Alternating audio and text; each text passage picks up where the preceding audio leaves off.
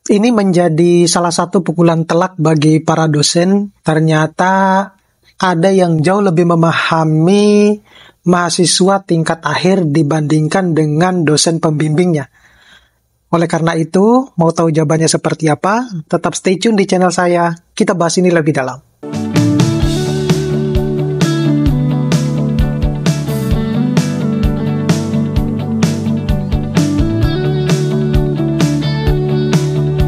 Assalamualaikum warahmatullahi wabarakatuh. Kembali lagi di channel saya.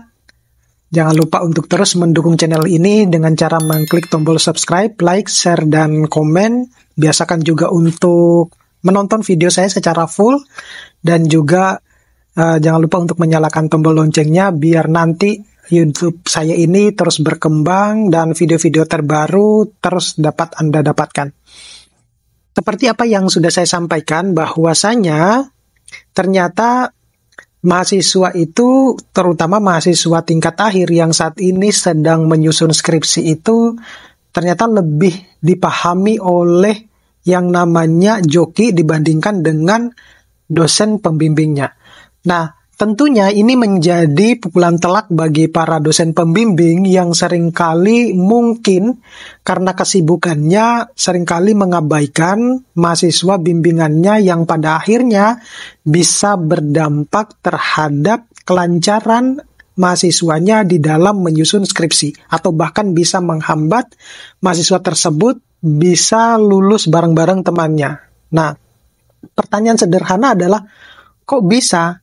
Yaitu tadi, karena memang mungkin dosen-dosen pembimbing itu lebih banyak disibukkan dengan aktivitas-aktivitas administrasi yang cukup memakan waktu mereka sehingga seringkali mahasiswa bimbingannya terbengkalai.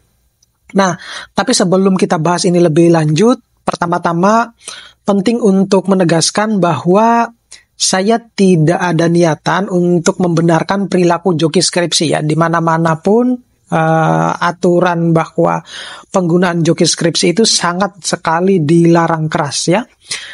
Hasil pekerjaan joki skripsi itu dalam banyak kasus melibatkan yang namanya tindakan curang yang dapat memungkinkan integritas akademis. Selain itu, oknum-oknum dari para joki skripsi ini biasanya akan membawa konsekuensi serius terhadap kemajuan akademik seseorang. Ya, jadi bagi mahasiswa yang mungkin menggunakan joki skripsi, sebaiknya jangan menggunakan joki skripsi ya. Jadi saya memahami betul ya bahwasannya ketika saya juga waktu itu masih semester waktu S1, saya memahami bahwa sulitnya kita menyusun skripsi ya, tapi kalau kita punya komitmen bahwa kalau yang lain aja bisa, saya juga pasti bisa, pada akhirnya saya juga bisa mengerjakan skripsi saya gitu ya. Apalagi bisa dikatakan bahwa pada saat saya mengerjakan skripsi ataupun yang lain itu juga terombang-ambing dalam ketidakpastian yang namanya dosen pembimbing ya. Namun saya melihat memang nyatanya joki itu, terutama joki skripsi ya, lebih memahami mahasiswa dibandingkan dengan dosennya ya. Nah, joki skripsi memang salah ya, saya tidak bilang benar ya. Begitulah keadaan di lapangan. Nyatanya joki skripsi itu lebih manusiawi dan lebih memahami mahasiswa tingkat akhir yang sedang mengalami keresahan, sedang mengalami kesulitan di dalam menyusun skripsinya ya. Banyak jasa joki yang tidak hanya memberikan hasil saja, tetapi terdapat bimbingan dan kelas khusus ya ketika seseorang mahasiswa itu memanfaatkan joki skripsi tersebut ya. Selain itu, jasa joki itu tugasnya itu memang lebih responsif ya, menjawab ketakutan dan bimbingan mahasiswa akhir. Jadi kalau saya lihat itu mungkin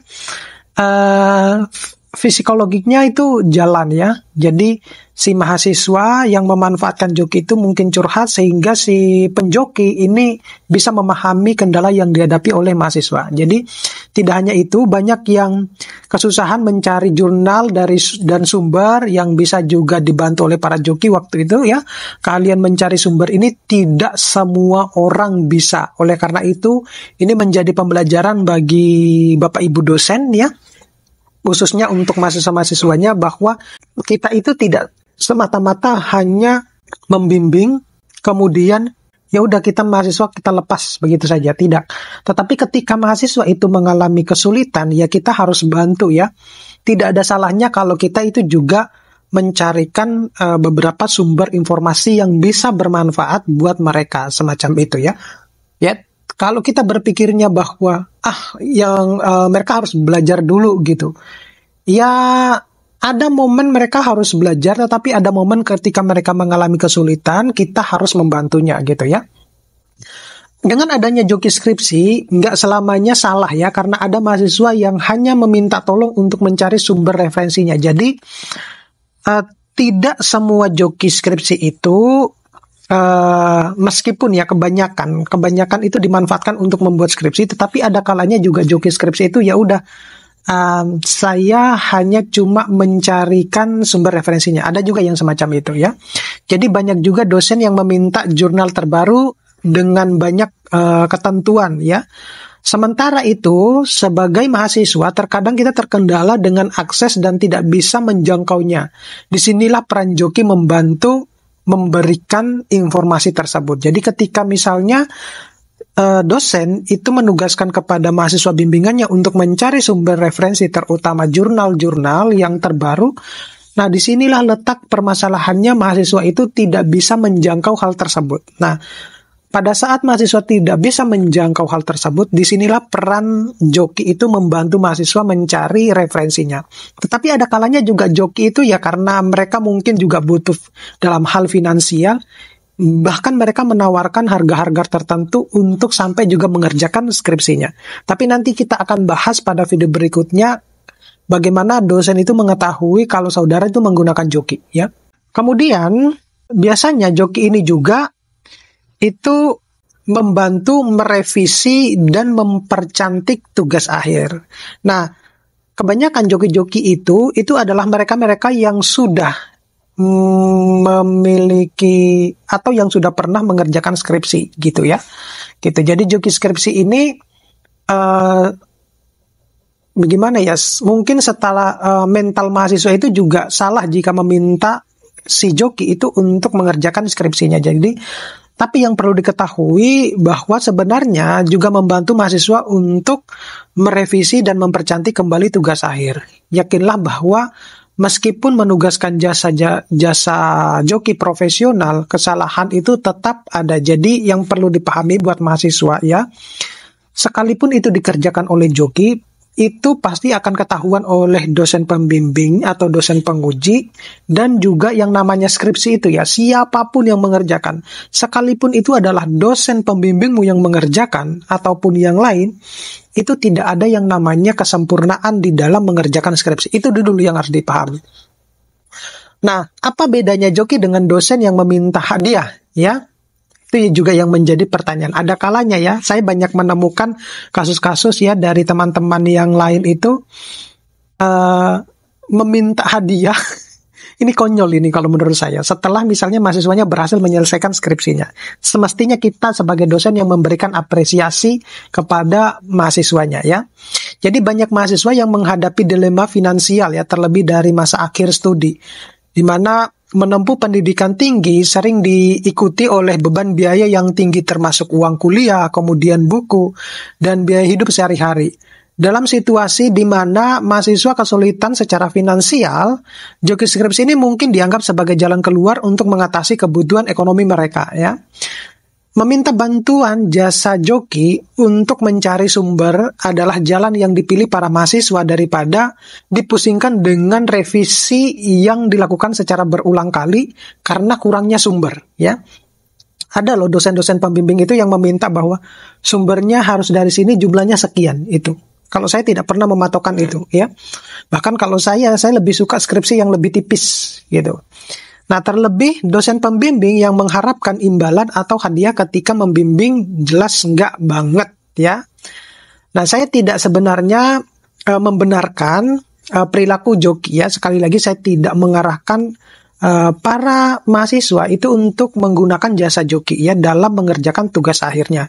Tetapi realita di lapangan, joki skripsi itu memang lebih membantu ketimbang dosen pembimbing, ya. Inilah yang tadi saya katakan bahwa inilah yang menjadi beban, bahwa menjadi pukulan telak bagi dosen-dosen pembimbing, ya.